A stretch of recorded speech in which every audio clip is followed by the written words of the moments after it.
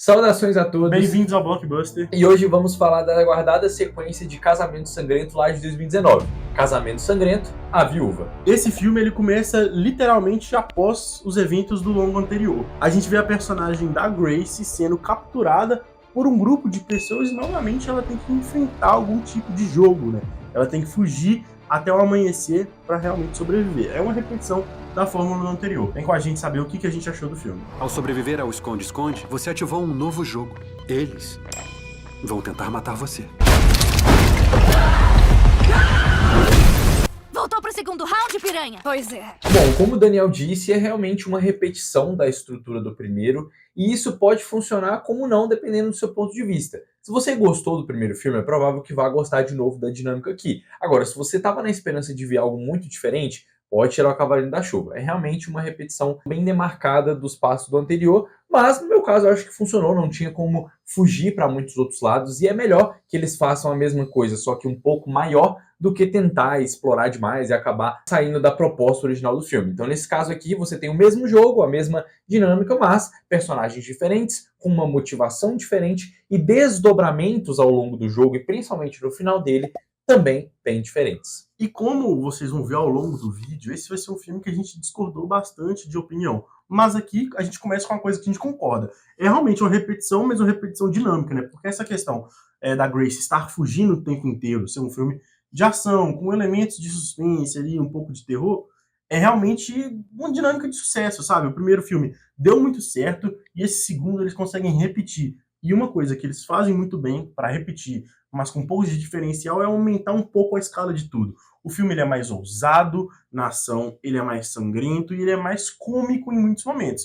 Então essa diferenciação pequena acaba se tornando uma novidade no meio dessa fórmula que é repetitiva, mas funcional. E para causar uma maior diferenciação nesse filme, a gente já tem aí a presença da irmã da Grace, que aparece literalmente do nada, com uma desculpa esfarrapada, e eu não comprei muito isso. Achei que foi uma solução muito sem vergonha colocar ela na trama. Eu entendo que a protagonista precisava de uma parceira, um parceiro ali para poder dialogar nos seus momentos de fuga, já que o primeiro ela não teve isso. Mas a presença da irmã realmente foi imposta a gente, não comprei muito a ideia. E a Kathryn Newton não acho também que manda tão bem assim. Eu já tenho uma certa antipatia por ela desde que ela fez o pior filme da Marvel, que é Homem-Formiga 3, né, o Quantumania. Mas eu tentei limpar essa imagem, não consegui, não acho que a personagem dela seja um dos destaques do filme. E ainda mais ela caminhando ao lado da protagonista o tempo todo, acabou me dando uma certa antipatia. Eu não vou jogar. Ok, mate a irmã. Não, que inferno, não machuca ela! Do meu lado, a Kathryn Newton não é necessariamente o problema, mas o roteiro ele tem uma dificuldade enorme de saber que a gente entendeu qual que é a relação delas. A relação começou como algo forçado? Sim, só que o roteiro ele fica repetindo várias vezes esse diálogo bobo, eu não te amo, você me abandonou o tempo inteiro, que acaba se tornando o ponto de incômodo do filme. Não me tirou do filme por inteiro, mas é certamente o que mais me incomodou dessa trama. E não só a presença dela é muito forçado, como o sentimentalismo em volta da história delas também. Já que é um filme que exagera tanto mais na comédia e na sanguinolência, as pausas que esse filme faz para o sentimentalismo são as piores partes. É realmente meio chato. E o final também reserva um pouco disso. Então me deixa um pouco entediado ali. Já que eu tava o filme me comprou na proposta de ser violento, de ser sarcástico, enfim. E aí quando pausa para poder falar disso, eu fico... É uma quebra de ritmo muito grande, né? E acaba sendo um dos pontos piores do filme. E como a gente citou, novamente, a gente tem a protagonista da Grace, interpretada pela Samara Weaving, que, pra mim, ela tá, assim, ela transmite essa intensidade da personagem, né? Que passou por dias seguidos de muita bizarrice. Então, acho que a Samara Weaving, como atriz, ela consegue expor isso muito bem, né? Principalmente na cena de ação, na brutalidade, em toda essa intensidade. Mas também a gente tem que falar dos outros personagens, né? Já que o núcleo de vilões, digamos assim, ele se renovou, a gente tem presença aqui de vários outros atores que não estiveram na primeira parte, né? Basicamente só a Samara Weaving retorna mesmo. Então aqui a gente tem o Shawn Hatose, aí o conhecido por The Pitt, Sarah Michelle Gellar, que é a nossa Daphne do clássico Scooby-Doo. Isso não é justo! Eu ia resolver esse mistério sozinha pela primeira vez na vida. Além desses outros nomes aqui que vêm todos para poder compor esse elenco de vilões. E posso dizer que essa é uma das melhores partes do filme também, já que esse núcleo de antagonistas, ele faz parte do ritmo sarcástico, então por vezes eles são muito engraçados, assim como também são ameaçadores e cada um tem a sua particularidade. Dessa vez não estamos dentro de uma família só, mas dentro de várias famílias, então cada um ali tem um núcleo muito diferente. E eu achei eles bem interessantes. Muitas vezes eles são exagerados, e isso é em prol do filme por causa do tom que o filme adota. E como o Ortiz falou, agora a gente não tem só uma família como antagonista, são várias outras que colocam a Grace em uma situação de fuga. A gente tem uma expansão da mitologia que constrói meio que uma seita. Eu acho que isso é algum ponto interessante do filme, porque ele acaba indo para um lado que a gente não esperava tanto, principalmente no terço final, onde essa maluquice é ainda aumentada, sabe?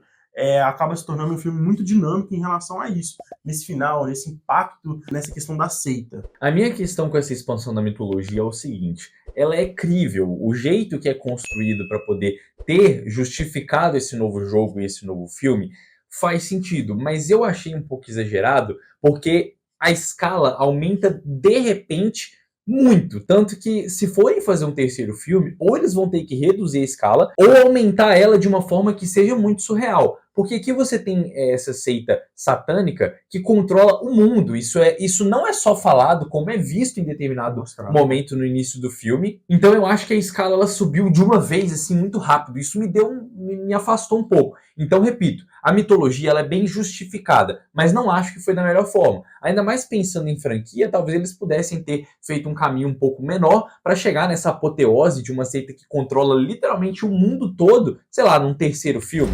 Quem conseguir, vence o Grão-Trono e controla tudo. Tudo. O mundo. E se tem uma coisa que eu fiz muito durante esse filme foi rir, tá? A gente tem que admitir que esse filme ele investe muito na comédia e sim, tem cenas engraçadas. Mas, ao mesmo tempo, em equilíbrio a essas cenas engraçadas, tem cenas nem um pouco engraçadas. Eu acho que o filme ele divide, ele não é 8 ou 80. Ele tem cenas que realmente são genuinamente humorísticas, mas outras que tenta muito ser e acabam não sendo. E fica vergonhoso, sabe? Você acaba olhando pra tela meio assim, tipo... Isso também se tornou um empecilho pra mim, mas na minha visão, eu acho que isso foi um problema do roteiro de definir alguns personagens. Como a gente falou, são muitos vilões. Em alguns eles acertam muito, só que em outros acaba sendo caricato demais, e essa forçação também me incomodou um pouco nessa parte cômica. Só que a ousadia do filme é tão grande que nos momentos que ele acerta, eu acho que eu valorizei muito na minha experiência com o filme. Então, pra mim, acabou se tornando, até nessa parte cômica e de violência gráfica, uma diversão muito grande. Agora a gente tá chegando na nossa parte final do vídeo. Para isso a gente vai falar do final, só que sem spoilers.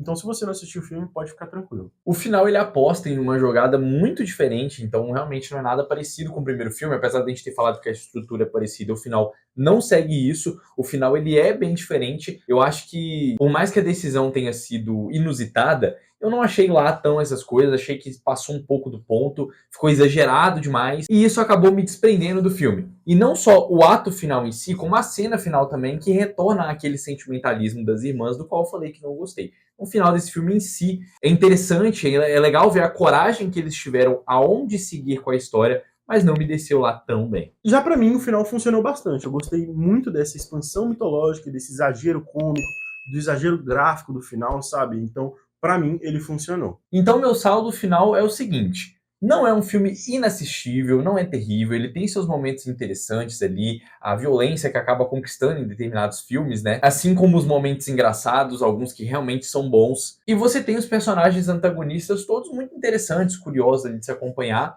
e a história ela vai te deixando com uma pulga atrás da orelha até o final. Mas, ao mesmo tempo, acho que não é um filme feito com o mesmo prestígio, com o mesmo esmero que foi feito primeiro, que eu gosto bastante, inclusive reassisti, nós dois reassistimos antes de ver esse segundo, então por isso ele fica abaixo. Apesar de ser uma repetição um pouco da fórmula que deu muito certo no primeiro filme, esse filme aposta na ousadia, no exagero em tudo.